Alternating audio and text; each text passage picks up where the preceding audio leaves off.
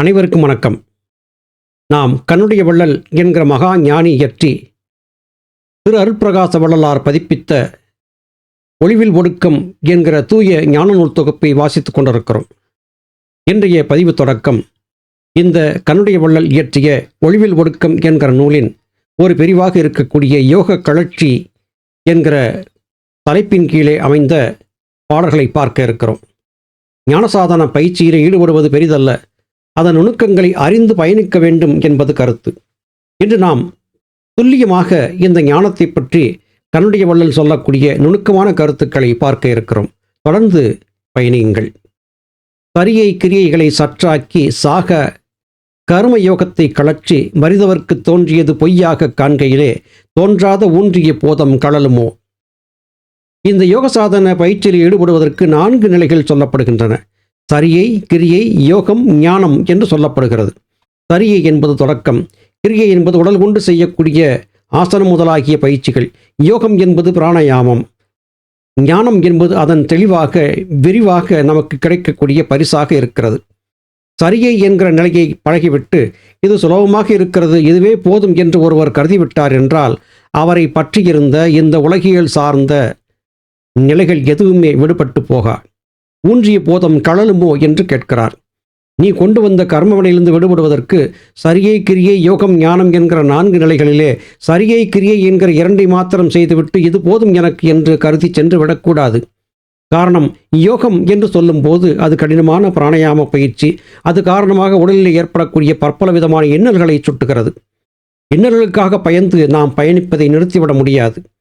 காற்று வீசுகிறது என்பதற்காக அடுக்கலைக்குள்ளே சென்று புகுந்து கொள்ள முடியாது என்கிற கருத்தை கடந்த பதிவிலே நாம் பார்த்த பாடல்களிலே கண்ணுடைய வள்ளல் சொல்லியிருந்தார். சரியை, கிரியை, யோகம், ஞானம் என்பதை கடந்து யோக பயிற்சியிலே வேறு வார்த்தைகளையும் நாம் பார்த்திருக்கிறோம். அவை என்ன? பக்தி யோகம், ஞான யோகம், கர்மயோகம் என்கிற 3 வார்த்தைகள். இதிலே சரியை, கிரியை என்று சொல்லப்பட்ட இந்த 2ம் கர்மயோகம். இதை செய்தாலே போதுமானது, வேறு ஏதும் தேவையில்லை என்று கருதி சிலர் பயணிப்பதையும் பார்க்க முடிகிறது. ஆனால் அது மாத்திரம் யோக வெற்றிக்கு இடம் கொடுத்து விடாது. ஞானபிதா அருளி செய்த சித்தவேதத்தை எடுத்து வாசித்து பார்த்தால் கர்மயோகம் என்பதற்கான விளக்கம் கிடைக்கும். கர்மம் என்பது ஜீவசக்தியாகிய வாயுவாகும். யோகம் என்பது அது உற்பத்தியாகி வந்த இடமாகிய ஜீவனிலே கொண்டு போய் சேர்ப்பதாகும். இதுதான் கர்மயோகம் என்று ஞானபிதா அருளி செய்திருந்தார்கள். இங்கே ஞானபிதாவால் சொல்லப்பட்ட நூலை வாசித்தவர்களுக்கு மாத்திரமே கண்ணுடைய வள்ளல் சொல்லியிருக்கக்கூடிய இந்த ஒளிவில் ஒடுக்கம் என்ற நூலிலே சொல்லியிருக்கும் பாடல்களுக்கான பொருள் விளக்கம் புரிய வரும். அருமை சகோதர சகோதரிகளே, நாம் தொடர்ந்து ஞானபிதாவால் அருளி செய்யப்பட்ட சித்தவேதத்தை வாசியுங்கள், அதுதான் உங்களுக்கான தூய ஞானத்தை கொடுக்கும் என்பதை சொல்லி வருகிறோம். ஒவ்வொரு சித்தருடைய நூலை வாசிக்கும் போதும் சித்தவேதத்தின் கருத்துக்களையே ஒப்பிட்டு சொல்ல வேண்டியிருக்கிறது. காரணம், சித்தவேதம் எச்சில் படாத நூல். எந்த நூலிலிருந்தும் ஞானபிதா எதையும் எடுத்து எங்கே கொடுக்கவில்லை. முழுக்க முழுக்க ஞானபிதாவின் திருக்கற்பனைகளே. ஊன்றிய போதம் கழல வேண்டும், அதாவது நாம் கொண்டு வந்திருந்த கர்மவினைகள் நீங்கி நம்முடைய இந்த பிறப்பு இறப்பு என்கிற மாயச் சுழல் நம்மை விட்டு நீங்க வேண்டும் என்றால் நாம் செய்ய வேண்டியது என்ன? உண்மையின் தத்துவத்தை, சுத்த சத்தியத்தை கடைபிடிக்கக்கூடிய குருமார்கள் மூலமாக கேட்டறிய வேண்டும். அட்டமா சித்திகளும் அத்துவா மூர்த்திகளும் கிட்டில் அதற்கு அங்கங்கே கீழ் மேலாய் விட்டு வரும்போதும் துக்கமாய் வந்து வந்து மாய்ந்து பெரும்பாவம் செய்யப்பெறும். பொதுவாக யோக சாதன பயிற்சியில் ஈடுபடக்கூடியவர்களுக்கு இப்படிப்பட்ட ஒரு மனநிலை இருக்கிறது. யோக சாதனம் என்றால் என்ன, வாசியோகம் என்றால் என்ன, தவம் என்றால் என்ன என்கிற சிந்தனை வரும்போது இவர்கள் மனதிலே தோன்றக்கூடியது, வாசியோகம் செய்தால், தவம் செய்தால் நமக்கு அட்டமா சித்துகளும் கிடைக்கும். அந்த சித்துக்களை கொண்டு நாம் எல்லா வகையான காரியங்களையும் செய்யலாம், மற்றவர்களை மயக்கலாம், நினைத்த காரியத்தை சாதிக்கலாம். அப்படி சாதிக்கக்கூடிய ஆற்றல் நமக்கு வருமா? அப்படி வரக்கூடிய ஆற்றல்களை பெற்றிருப்பதுதான் உண்மையான யோகமா என்கிற எண்ணம் இருக்கிறது. ஞானபிதா தெளிவாக சொல்லுகிறார்கள், யோக சாதன பயிற்சியில் ஈடுபடக்கூடியவர்கள் எக்காரணத்தை கொண்டும் அட்டமா சித்துகளுக்கு ஆசைப்படக்கூடாது. அட்டமா சித்துகளுக்கு ஆசைப்படும் போது அது உங்களை தவறான வழியிலே கொண்டு போய் விட்டுவிடும் என்று அருளி செய்தார்கள். சமீப நாட்களில் வாழ்ந்திருந்து எல்லோரிடத்திலும் மிகப்பெரிய பெயரை பெற்றிருந்த பகவான் ரமண மகரிஷி இதே கருத்துக்களை தன்னுடைய சீடர்களுக்கு சொல்லி இருக்கிறார். ராமகிருஷ்ண பரமஹம்சர் ஓர்படி மேலே போய் தன்னுடைய கர்மவினை மற்றும் அட்டமா சித்துக்கள் பற்றியதான சிந்தனையை பற்றி அன்னை காளிமாதாவிடம் விசாரித்த போது ஒரு முதிய வயதுள்ள தாசி மலங்கழிக்கும் காட்சியை பின்பக்கமிருந்து பார்ப்பதற்கு ஒப்பான அருவருப்பான ஒன்று அட்டமா சித்துக்கள் என்பதை அருளி செய்தார்கள். நீங்கள் யோக சாதனம் பழகுகிறீர்களா?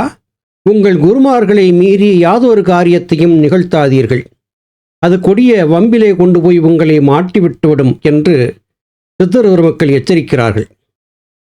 கண்ணுடைய வள்ளலும் இதே போன்ற வார்த்தைகளை சொல்லி நம்மை எச்சரிக்கிறார்.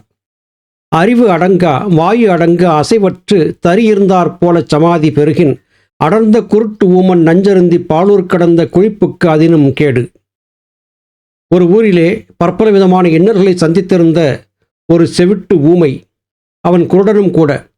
அந்த நிலையில் இருக்கக்கூடிய அவன் விஷத்தை அருந்திவிட்டு ஒரு படுகுழிக்குள்ளே சென்று விழுந்து விட்டான் என்றால் அவனால் கத்தி கூப்பாடு போட்டு மற்றவரை அழைக்கவும் முடியாது, பாதை தெரிந்து கிணற்றின் மேலே இருந்து ஏறி வரவும் முடியாது, உண்ட நஞ்சும் அவனை கொன்றுவிடும். இப்படிப்பட்ட ஒரு நிலையை யோக சாதகர்கள் பெரும்பாலும் எடுத்து விடுகிறார்கள் என்று இங்கே கண்ணுடைய வள்ளல் எச்சரிக்கை விடுக்கிறார்.